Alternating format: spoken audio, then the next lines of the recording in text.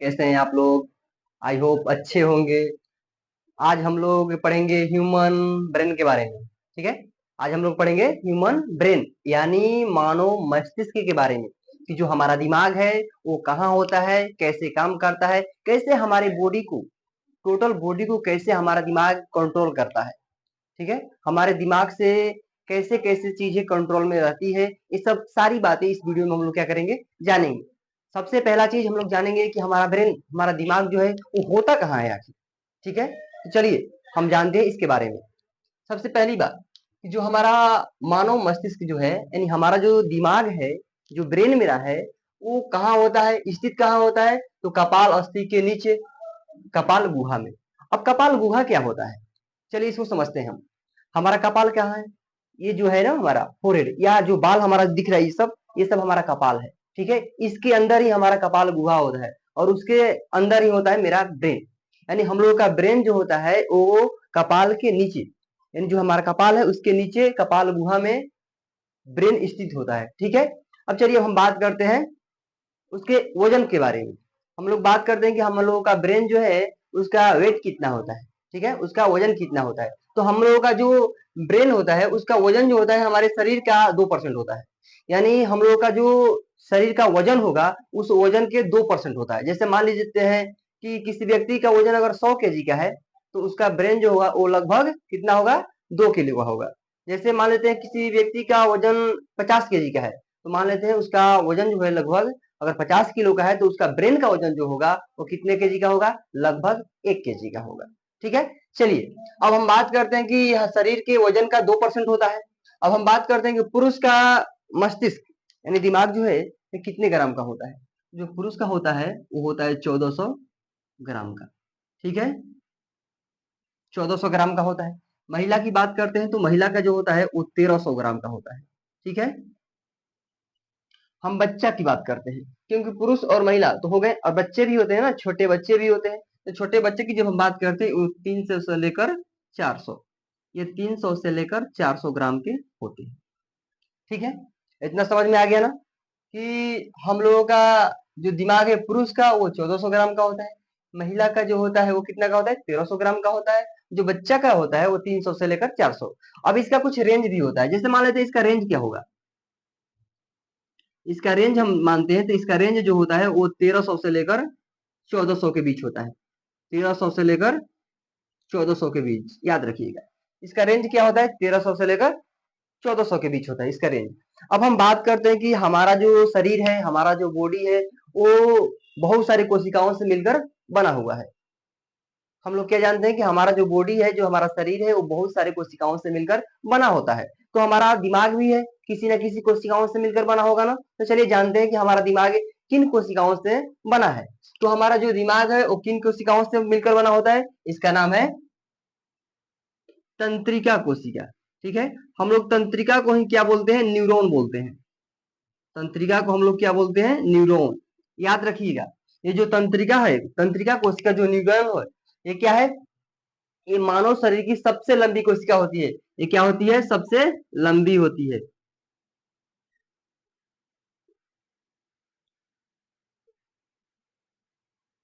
याद रखिएगा मानव शरीर की सबसे लंबी कोशिका कौन सी होती है, वो तंत्रिका तंत्र यानी न्यूरॉन होता है।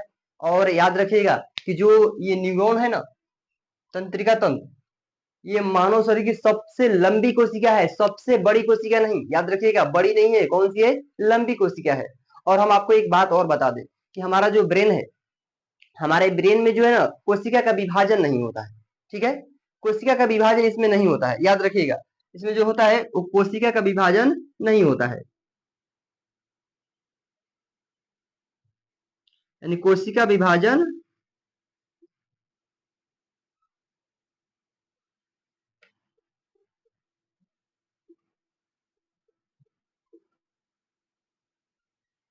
कोशिका विभाजन नहीं होता है। इसका मतलब क्या हुआ, इसका मतलब ये हुआ कि अगर आपकी दिमाग की यानी ब्रेन की कोशिकाएं जो है अगर एक बार समाप्त हो जाती है तो दोबारा बनती नहीं है, यानी उसका पुनर्जन्म नहीं होता है। जैसे हमारे ब्रेन को छोड़कर हमारे बॉडी के किसी भी पार्ट का अगर कोशिकाएं एक बार समाप्त हो जाती है, मर जाती हैं, तो दोबारा क्या हो जाती है, पुनर्जन्म ले लेती हैं। बन जाती हैं, लेकिन हमारा जो ब्रेन है इसमें कोशिकाएं पुनर्जन्म नहीं ले पाती हैं। इसीलिए आप लोगों को सलाह दी जाती है कि जब आप लोग मोटरसाइकिल चलाते हैं तो हेलमेट लगाकर चलाएं। इसका वजह यही है कि अगर एक बार चोट लग गया तो क्या हो गया, अब वहां की कोशिकाएं अगर मर गई तो फिर दोबारा जन्म नहीं ले सकती है। ठीक है, इसीलिए इसमें कोशिका विभाजन नहीं होता है। कभी कभी क्वेश्चन पूछ लिए जाते हैं कि सबसे अधिक कोशिका विभाजन होता कहाँ है, तो आपका जो लीवर है ना, लीवर यकृत, उसमें सबसे अधिक कोशिका विभाजन होती है, सबसे फास्ट, यानी सबसे ज्यादा वहीं पर होती है। और सबसे कम कहाँ होता है, ब्रेन में होता है, ना के बराबर होता है। मान लीजिए ब्रेन में ना के बराबर होता है। चलिए अब हम बात करते हैं कि हमारा ब्रेन जो है, जो हमारा दिमाग है, वो कैसे काम करता है। ठीक है, अगर हम बात करते हैं कि किसी भी व्यक्ति को कोई भी काम करने के लिए उसको ऊर्जा की जरूरत पड़ती है ना। जैसे मान लीजिए कि अगर हम बोल रहे हैं तो हमको ऊर्जा की जरूरत है, तब तो बोल रहे हैं ना। अगर ऊर्जा ना लिए होते तो ना बोलते, खाना ना खाए होते तो ना बोल पाते। मान लीजिए कि 10 दिन से हम भूखे होते तो बोल पाते, नहीं बोल पाते। इसीलिए अगर कोई व्यक्ति कोई भी कार्य करेगा तो उसको करने के लिए उसको ऊर्जा की जरूरत पड़ती है। तो हमारा ब्रेन भी अगर काम करता है तो इसके लिए भी ऊर्जा की जरूरत पड़ती है। तो देखिए ये ऊर्जा के रूप में क्या क्या लेता है, चलिए इसको हम समझते हैं। पहली बात, हमारा जो मस्तिष्क है, यानी हमारा जो मस्तिष्क है जो है, वह शरीर की,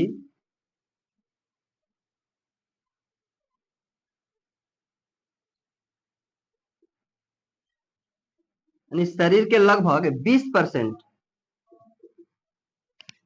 20% जो है वो ऑक्सीजन,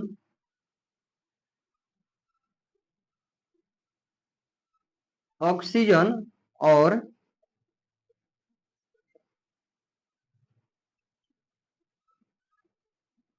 ग्लूकोज का उपयोग करता है।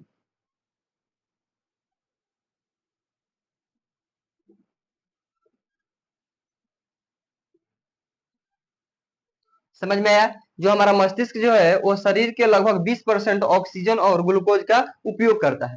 ठीक है, अब हम बात करते हैं कि जब हम भोजन हम लोग करते हैं तो भोजन में हम लोग फैट यानी वसा खाते हैं ना। तो देखिए जो हमारा ब्रेन है वो वसा, यानी वसा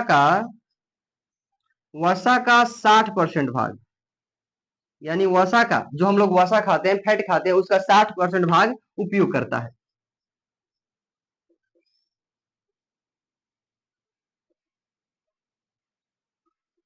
उपयोग करता है। चलिए ये दूसरी हो गई। तीसरा पॉइंट, हम लोग खनिज भी खाते हैं, जैसे सोडियम खाते हैं, कैल्शियम खाते हैं, आयरन खाते हैं, बहुत सारी चीजें खाते हैं ना। अब कोई कहेगा सर हम सोडियम तो नहीं खाते हैं। आप लोग नमक खाते हैं, नमक में क्या पाया जाता है, सोडियम पाया जाता है। आप लोग दूध पीते हैं ना, उसमें कैल्शियम पाया जाता है। ठीक है, आप लोग सेव खाते हैं, पालक खाते हैं, बहुत सारे मेथी खाते हैं, उसमें क्या पाया जाता है, आयरन पाया जाता है। तो देखिए जब हम खनिज की बात करते हैं तो खनिज, यानी खनिज में सबसे ज्यादा,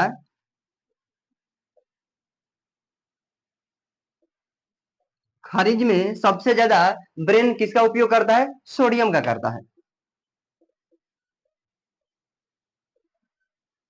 सोडियम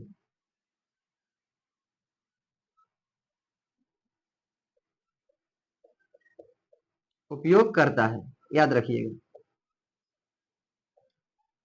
यानी हम बात करते हैं खनिज, जो हम लोग खनिज खाते हैं, खनिज के रूप में जो हम लोग खाते हैं, उसमें सबसे ज्यादा ब्रेन किसका उपयोग करता है, तो सोडियम का करता है। ठीक है, सोडियम किसमें पाया जाता है, नमक में पाया जाता है।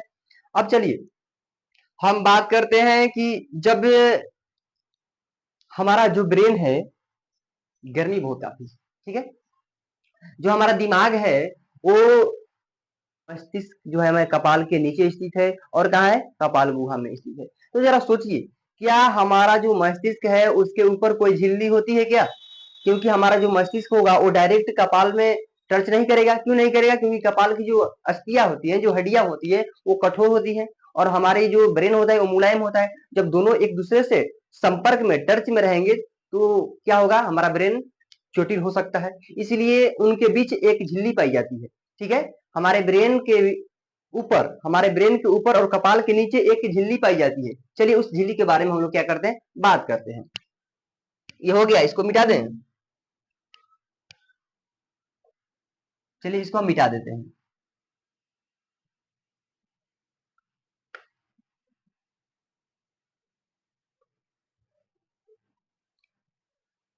मान लेते हैं कि हमारा क्या है, ये हमारा ब्रेन है, ये हमारा मस्तिष्क है, ठीक है। ठीक इसके ऊपर क्या है, इसके ऊपर एक झिल्ली पाई जाएगी, ठीक है। मान लीजिए ये झिल्ली है, ये हमारा क्या है, ये झिल्ली है, ये हमारा झिल्ली है मान लेते हैं। और इसके ऊपर क्या है, अब कपाल है मेरा। तो बताइए इस झिल्ली का नाम क्या है, इस झिल्ली का नाम क्या पड़ेगा, इस झिल्ली का नाम है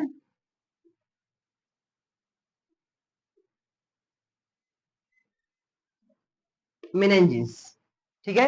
इस झिल्ली का क्या नाम है, मेनेंजिस नाम है। क्या नाम है, मेनेंजिस। अब बताइए ये झिल्ली जो है, वो झिल्ली तीन भागों में बटा होता है। जो हमारा झिल्ली होता है ये तीन भाग में होता है। सबसे ऊपरी भाग जो होता है, ये सबसे सबसे ऊपरी भाग, इसका नाम क्या है, इसका नाम है ड्यूरा मैटर। याद रखिएगा नाम इसका।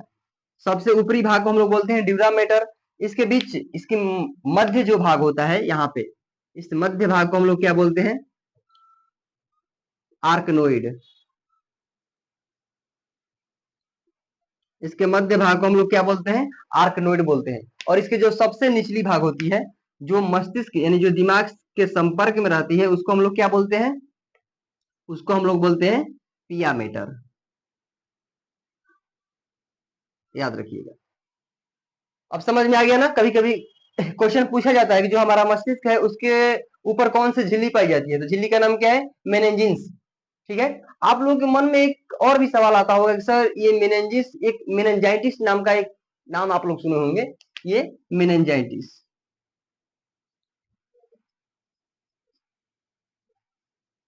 ये मेनेंजाइटिस क्या होता है, आप लोगों ने इसका नाम सुना होगा जरूर कि ये मेनेंजाइटिस क्या होता है। हमने झिल्ली का नाम बताया मेनेंजिन्स, ठीक है, लेकिन ये मेनेंजाइटिस क्या होता है, तो हम आपको इसके बारे में बता देते हैं। देखिए जब हमारा जो मस्तिष्क है, जब किसी भी वायरस या बैक्टीरिया की वजह से, वायरस या बैक्टीरिया के संपर्क में आ जाता है जब हमारा मस्तिष्क, तो उसमें सूजन आ जाता है, ठीक है।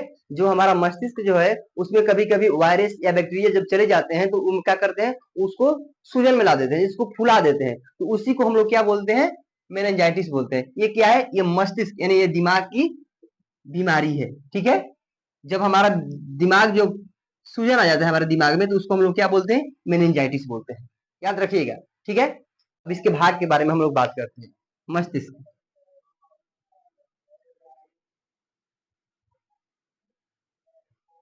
ये हमारा मस्तिष्क है।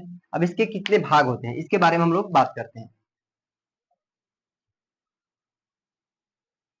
चलिए, इसका जो पहला भाग होता है उसको हम लोग क्या बोलते हैं, अग्र मस्तिष्क, ठीक है। इसके दूसरे भाग को हम लोग क्या बोलते हैं, मध्य मस्तिष्क।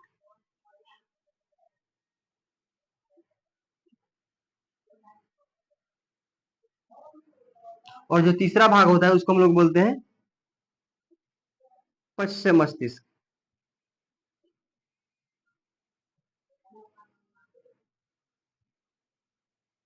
ठीक है। चलिए, हमारा जो मस्तिष्क है इसके तीन भाग होते हैं, अग्र मस्तिष्क, मध्य मस्तिष्क और पश्च मस्तिष्क। चलिए, अब अग्र मस्तिष्क का एक और भी नाम होता है, चलिए इसके बारे में आपको बता देते हैं। इसका नाम होता है प्रोन्सेसेफेलॉन। याद रखिएगा इस नाम को। ये क्या है, अग्र मस्तिष्क का एक दूसरा नाम है प्रोन्सेसेफेलॉन, ठीक है। मध्य मस्तिष्क का भी एक दूसरा नाम होता है, इसका क्या नाम होता है, इसका नाम होता है मेन्सेसेफेलॉन, ठीक है, मेन्सेसेफेलॉन। और पश्चिम मस्तिष्क का भी एक दूसरा नाम होता है, इसका नाम दूसरा क्या है, इसका नाम है रोम्बे सेफेलॉन, रोम्बे सेफेलॉन, ठीक है। चलिए, कभी कभी क्वेश्चन यहाँ से पूछे जाते हैं कि जो हमारा मस्तिष्क के तीन भाग होते हैं इनमें सबसे बड़ा भाग कौन सा होता है, सबसे छोटा भाग कौन सा होता है, और बीच में कौन सा होता है, ठीक है। तो हम आपको बता दें कि जो हमारा मस्तिष्क का अग्र मस्तिष्क भाग है, जो प्रोसेसेफेलॉन है, वो जो अग्र मस्तिष्क ये सबसे बड़ा भाग होता है। उसके बाद पश्चिम मस्तिष्क आता है, और सबसे लास्ट में यानी सबसे हमारे ब्रेन का सबसे छोटा भाग कौन सा होता है, मध्य मस्तिष्क होता है। चलिए अब बात करते हैं हम कि अग्र मस्तिष्क। अग्र मस्तिष्क सबसे बड़ा भाग होता है हमारे ब्रेन का, और ये भी 3 पार्ट में बटा होता है। इसका भी 3 भाग होता है। चलिए बात करते हैं यहाँ पे। पहला क्या नाम क्या है? प्रमस्तिष्क। यानी जो अग्र मस्तिष्क है इसका पहला भाग क्या है? प्रमस्तिष्क। दूसरा क्या है? थैलेमस। और तीसरा क्या है? हाइपोथैलेमस। ठीक है। यानी अग्र मस्तिष्क के भी 3 भाग होते हैं। कौन कौन सा? प्रमस्तिष्क, थैलेमस और हाइपोथैलेमस। ठीक है। अब हम बात करते हैं मध्य मस्तिष्क का। तो याद रखिएगा ये सबसे हमारा छोटा भाग होता है, इसमें कोई भाग नहीं होता है, बस एक सिंपल ही होता है। अब बात करते हैं हम पश्चिम मस्तिष्क। इसका भी 3 भाग होता है। कौन कौन सा होता है? एक को बोलते हैं हम लोग पोन्स, दूसरे का बोलते हैं हम लोग मेंडुला। मेंडुला ऑब्लिगेटा। मेंडुला ऑब्ले ऑब्लिगेंटा। ठीक है। तीसरा भाग इसका क्या होता है? तीसरा भाग इसको हम लोग बोलते हैं अनुमस्तिष्क। अनुमस्तिष्क। चलिए अब हम एक चीज और आपको बता देते हैं। देखिए आप लोगों ने कभी कभी सुना होगा कि सेरेब्रम क्या होता है, सेरिबेलम क्या होता है। चलिए वो इन्हीं का किसी ना किसी का नाम है, इंग्लिश नाम है। देखिए जो प्रमस्तिष्क होता है इसको हम लोग बोलते हैं सेरेब्रम। याद रखिएगा ये इंग्लिश नेम है सेरेब्रम। यानी प्रम मस्तिष्क को हम लोग सेरेब्रम बोलते हैं और अनुमस्तिष्क को हम लोग बोलते हैं सेरेबेलम।